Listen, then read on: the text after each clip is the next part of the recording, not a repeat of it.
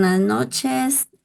Somos estudiantes del programa de la licenciatura en matemáticas de la Universidad Nacional Abierta y a Distancia. El día de hoy vamos a hacer un podcast donde hablaremos, es tiempo de la historia de las matemáticas y el día de hoy hablaremos sobre la geometría y paradojas, un viaje con Tales y Zenón. Para esto nos acompaña la profesora Darly Soraya Nazarit González, la profesora Gloria Esperanza Castro Sánchez y el profesor Jean Kevin Ortiz Guarniz.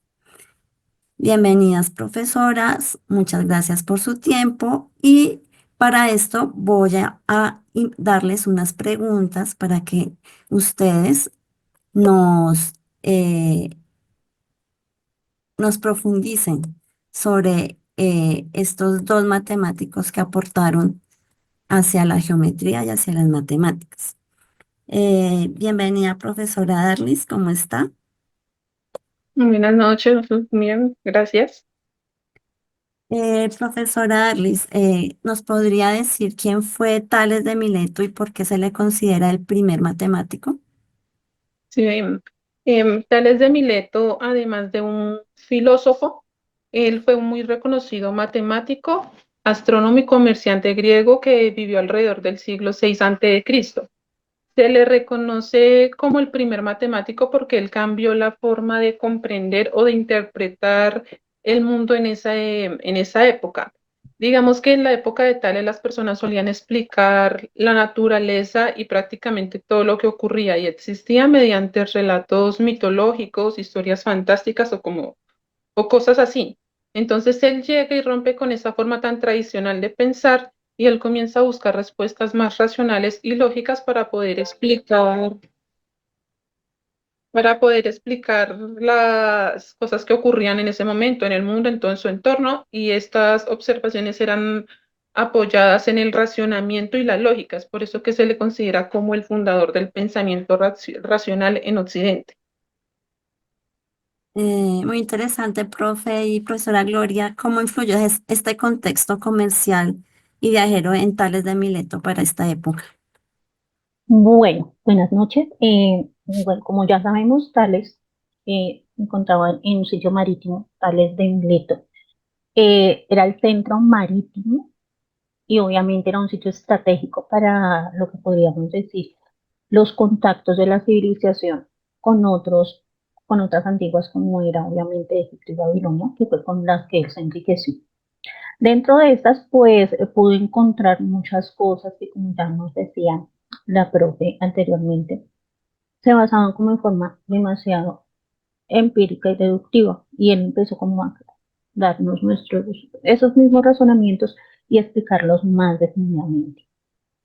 Eh, Dentro de esos viajes, digamos, pudo usar reglas geométricas que eran las que tenían en Egipto para medir la tierra después de que se inundaba por el Nilo, para volver a tener la misma cantidad de tierra y saber que si era exactamente la misma cantidad.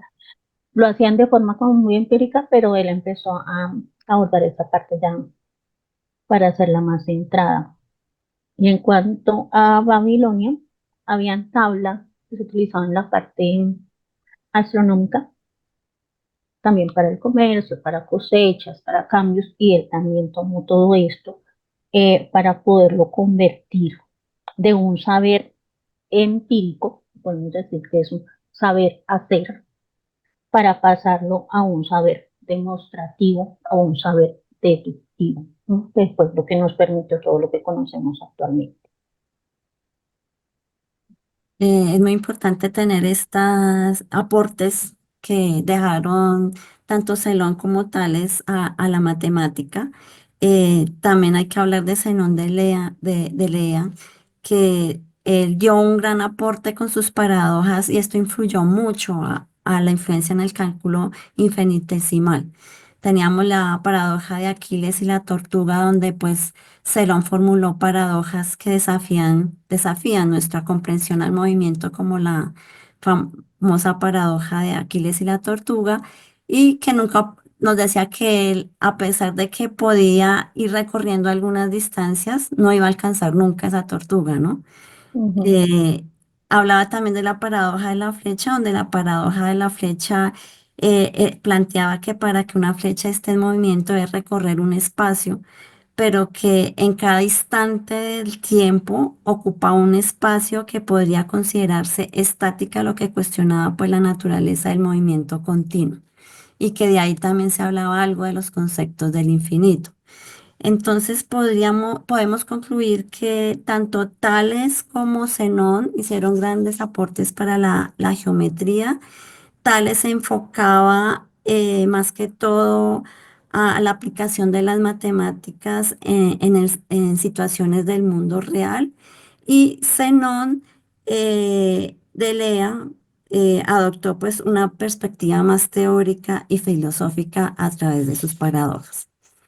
Entonces, profesoras, pues muchas gracias por este tiempo, por la aclaración y los aportes de estos dos grandes matemáticos que hoy en día seguimos utilizando estos teoremas, y lo utilizamos en diferentes medios para los procesos de enseñanza y aprendizaje en nuestros estudiantes y la construcción de estos conceptos geométricos. No sé si alguien quiere decir algo más para concluir.